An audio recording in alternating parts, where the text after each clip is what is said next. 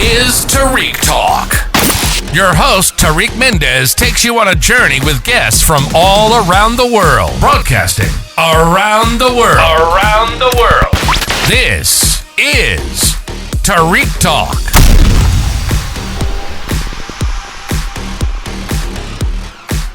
All right, guys, today I'm here with Christine Romanell. How are you, Christine? I'm great. Thank you so much. We are Spring Break Art Show Day 1. Congratulations on such a fabulous booth. Can you tell us a little bit about the work you're exhibiting here? So everything that I create is based on infinity, and the circle is the ultimate expression of infinity. Not that we'll ever experience it as humans. But I work with rotational symmetry and sacred geometry. So each of these pieces starts from a very similar drawing. Sometimes it ends up being a wood sculpture, sometimes it's ceramic, sometimes it's 3D printed. So I'm working with a lot of different materials and a lot of different techniques. And I have to say I love the amount of color and amount of the medium that you use. It's such an attention grabbing. Can you tell us about your creative process? What is it like for you? Like, how do ideas come to you? I read a lot of cosmology, physics. I'm a big fan of Roger Penrose. Oh, wow. I love his theory of the cyclical universe. There's one big bang that flows into the next, that flows into the next. Yeah. I think it mimics life. You know, you have cycles. Yeah. And things come and go and ebb and flow. Yeah.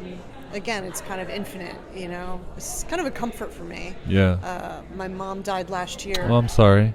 But, you know, it's that cyclical nature of things Yeah. that kind of gave me Circle a lot of of comfort. life. Yeah, the yeah. circle of life. So that's kind of what my work is about and where the inspiration comes from. You know, it's kind of like an infinite obsession with infinity. Yeah. And how are you able, like, how do you keep track of your ideas? Do you write it down? Do you draw everything? I draw everything digitally. Okay. And then I have like a folder on my computer, which is lots and lots and lots of digital drawings. Yeah.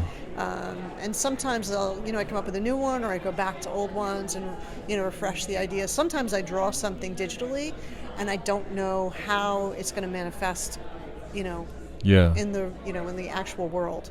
A lot of people are trying to get their art to look like the world. I'm trying to get to create a portal almost, it seems. Exactly. I kind of work in reverse. Yeah. I create something digitally and then have to kind of manifest it in the real world where people kind of make a drawing and then, you know what I mean? It's kind of, I'm working opposite. But I love that. Yeah. And do you have any like studio rituals? Like when you get to the studio, are you able to sit down and get to work right away? Do you have to have a coffee, read the newspaper, meditate? Well, it's important to have lunch with my mates. Yes. So I'm at Manufacturers Village in East Orange. Okay. So it's a studio complex. It was built in the 1880s, so the original Johnson & Johnson factory. Oh, wow. We just recently formed a nonprofit, but there's about 65 artists. That's amazing. So on my floor, there's about 8 of us. So every day we sit down, we have lunch. Oh, wow, that's there, so cool, You know what I mean? So we have lunch, we talk about the art of the day or politics or whatever. Yeah. We have like a great lunch.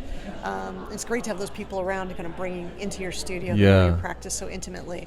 When you're veering off, they're like, hey, come that's back, so cool. or that's good, or I think it pushes your practice forward so much more to have other artists around you. Yeah, that was actually going to be my next question. Do you find that like helpful for your practice? Absolutely. I tried out laser cutting steel. Yeah. Right. So I went over to this other artist in the other building, Tom Nussbaum, who does a lot of public art and he does a lot of steel. I was like, Tom, what do I do with this? He's like, oh, you got to grind that down. Here, here's how you do it. Yeah. The ceramics, for example. There's another artist on my floor, Ruth Borganite, who's like a master ceramicist, and she was like, "Oh, I'll teach you how to do it." Oh, that's amazing. So it's like fame school, but for the art. Yeah, literally for the artists, right? Yeah, exactly. So I wouldn't be where I am right now if it wasn't for my fellow artists. That's amazing. I have to say, I love how your personal style translates to your art and vice versa. Because normally, sometimes it's so diverse or like separate or different. It's really cool. It's like you're an extension of your artwork in a way.